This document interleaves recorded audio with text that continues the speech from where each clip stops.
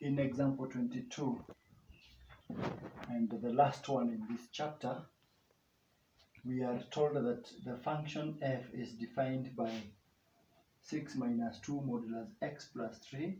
You can see there's a part of that equation which is moduled, and a sketch of the graph of the function is shown in this diagram. This is a sketch of the graph of that function.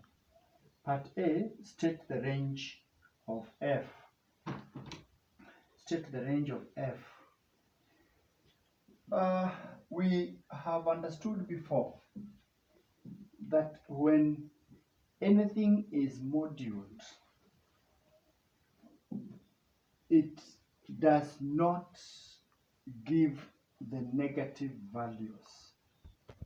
And therefore, because of this part of the equation, which is moduled, the least this part can be is actually 0.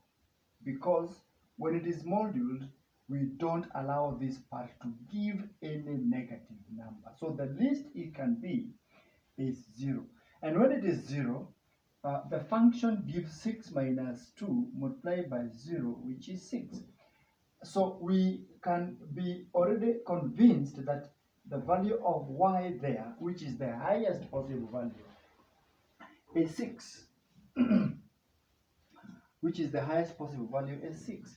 Because all the others are below 6, such that 6 minus any positive number is going to be anything less than 6. And that is why the range of fx is any real number which is less than or equals to positive 6. That is the range of the function, which is already shown. If you look at part B, that was part A. Part B of the question is asking, give a reason why f inverse does not exist. Give a reason why the inverse of this function does not exist. Already, as you can see, this one is a many-to-one function. For example, why do I call it many-to-one function? When x is negative 6, the value of y is 0. When x is 0, the value of y is the same 0. So, this being a many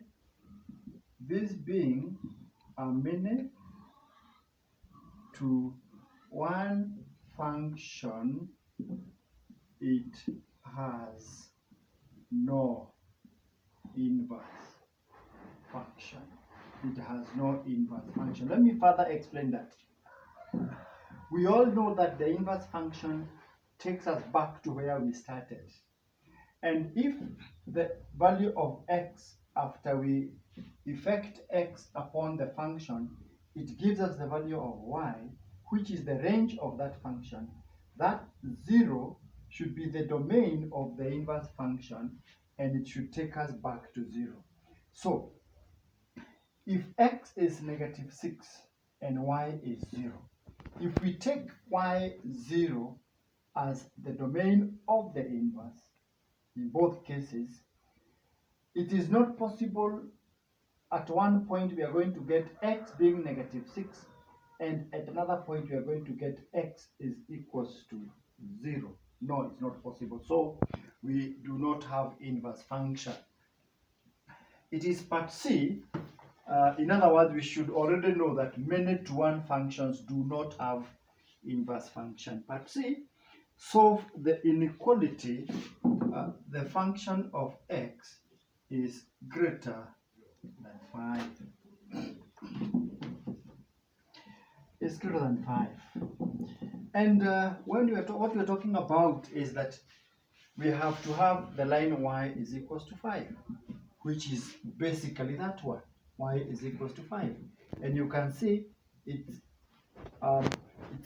meeting the function at point A and at point B. And because we have moduled part, because we have moduled part, we should be able to know that 6 minus, if we have to take any of them, 6 minus 2 x plus 3, if we start with the moduled part, this one should give us a 5. This one should give us basically a 5 if we have to start there. For any point, we could choose that one to be point, let's talk about point A. Let's talk about it at point A. So at point A, assuming point A is the moduled part, then we have the negative of the moduled part being equals to 5. And what this is giving us is, 6 is equals to, if you open this bracket, you're going to have minus 2 x plus 3 is equals to negative 1. So if you open this bracket, you're going to have minus 2 minus 6 is equals to negative 1. Continue opening, you're going to have 2x plus 6 is equals to negative 1. So 2x is equals to minus 7. And if this is true, then x is equals to minus 7 over 2. So at this particular point, the value of x here is minus 7 over 2, or rather 3.5. What about point B? We consider point B to be the original part, which is not modular. And therefore we say 6 minus, we're going to have 6 minus 2x plus 3 is equals to 5. And if you open this bracket, you're going to have minus 2x plus 3 is equals to minus 1. Continue opening the bracket, you're going to have minus 2x minus 6 is minus 1. And minus 2x is going to be equals to minus 1 plus 6 minus 5. Divide by minus 2, divide by minus 2. And eventually, this is minus 1 plus 6 is a positive 5. Correction there. And having done that, you clean it up, and you have x is equals to minus 5 over 2. And this is clear already. You can see at this particular point, x is minus 5 over 2. So in both cases, x is a negative, and the sketch can already show you, because both x's appear on the left-hand side of the original graph. But we have not answered the question. Both are the critical. The question was, so fx is greater than 5. So any value that is above the line y is equals to 5 is making a lot of sense, because we are talking about greater than 5. So it is between this region, go up, go down. Below this, it doesn't make sense.